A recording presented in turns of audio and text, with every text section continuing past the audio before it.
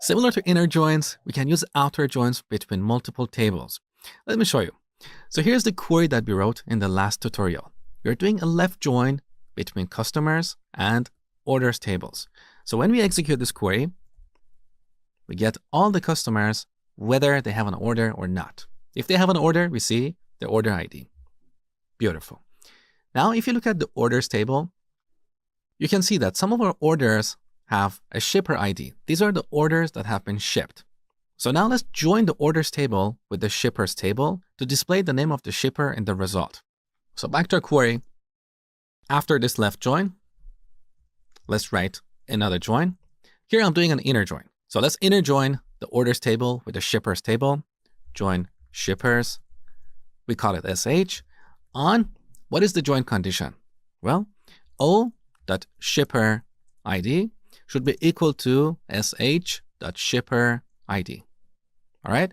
So in this query, we have a left outer join and an inner join. Let's see what we get. All right. We only see 5 records, but we have more orders. So here we have the same problem we had before. Some of our orders don't have a shipper, and that is why they are not returned here. In other words, this join condition is not true for some of our orders. So back to the orders table.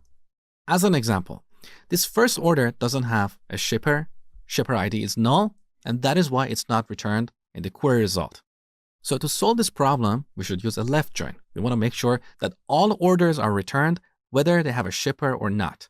So back to the query, we need to replace this inner join with a left join. So let's execute the query and see what happens. Now we should have quite a few more orders. There you go. Now to make this example more interesting, I'm going to add the shipper name here. So back to our select clause, let's add a new column. So shipper.name. And we can give it an alias like shipper. Let's execute the query and here's the result. So we get all the customers, whether they have an order or not. And for those who do have an order, we get all the orders, whether they have a shipper or not. This is the power of outer joins. Now, in the last tutorial, you learned that you can get the same result with both a left join or a right join. You just have to swap the order of the tables. However, as a best practice, avoid using right joins because when you're joining multiple tables and you have left and right and inner join, things get really complex. Someone else reading your code will have difficulty visualizing how you're joining these tables. As an example, if you had a right join here and then a left join after, it would be harder to visualize how these tables are getting joined. So as a best practice, avoid right joins and use left joins instead.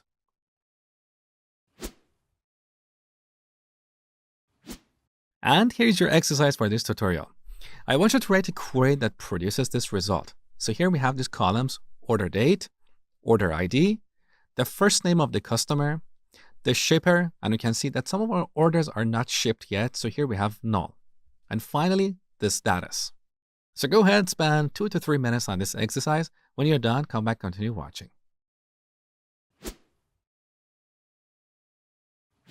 All right, let's select everything from the orders table. Now we should join this with customers. On O.customer ID should be equal to C.customer ID. Here I'm using an inner join because every order does have a customer. So this condition is always valid. It doesn't matter if we use a left join or an inner join here, okay? Now, before going any further, let's pick our columns. So from the orders table, I want to pick order ID, followed by order date, and then customer.first name, which we can optionally rename to customer. All right. Next, we need to select the shipper. So we join the result with the shippers table on order.shipper ID equal to shipper.shipper ID. However, if we use an inner join here, because some of our orders don't have a shipper, we're only going to see the orders that have been shipped. Let me show you. So for clarity, I'm going to add the shipper's name here. So shipper.name as shipper. Let's execute the query. There you go. We only see the orders that have been shipped, but we want to see all the orders, right? So we need to change the second join to a left join. So all orders are returned whether they have a shipper or not. Let's execute the query one more time. There you go. Now we see all the orders from number 1 to number 10. Beautiful. Finally, we need to add the status column here. So we need to do another join here. Join with order statuses, which we abbreviate as OS, on o.status equal to os.order status ID. You can see that I have designed this database such that sometimes our column names are exactly identical, but in other cases, they don't match. So in the order table, we call this column status as opposed to order status ID. And this is deliberate because a lot of real databases are like that. All right, now let's add the status name here. So order status.name as status. Execute the query, and we can see all the orders here. For each order, we have the date, the customer, the shipper, and the status. Earlier, we talked about self-joins in SQL. So here in the SQL HR database, we have this employees table.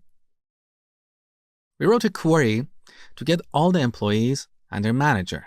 So here we have this column, reports to, that specifies the manager for each employee. So let's go back and rewrite this query to get all the employees and their manager. Back to our query editor window. First, let's use the SQL HR database. Then select everything from the employees table. We give it an alias and then join it with itself. So this is what we call a self-join. Now we're going to use a different alias like M for managers. Now, what is the join condition? E.reports2 should be equal to M.employee ID, right? Now for clarity, let's pick only 3 columns. So E.employee ID, E.firstname, and M.firstname, which will rename to manager. All right, let's execute this query and see what we get. So here's the result.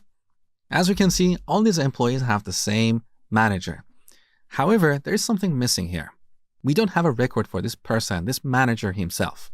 So what is missing is a record where we can see the employee ID for this person, their name, and their manager, which should be null because this person is the CEO or the head of the company. But why is this happening? The reason is our inner join. Because this condition we have here will only return people who have a manager. We can solve this problem by using a left join. So we do a left join because we want to get every employee in this table, whether they have a manager or not. Okay, now let's execute the query one more time. There you go. Now we have a record for this person, the manager. As you can see, this person does not have a manager. That's why we have null here.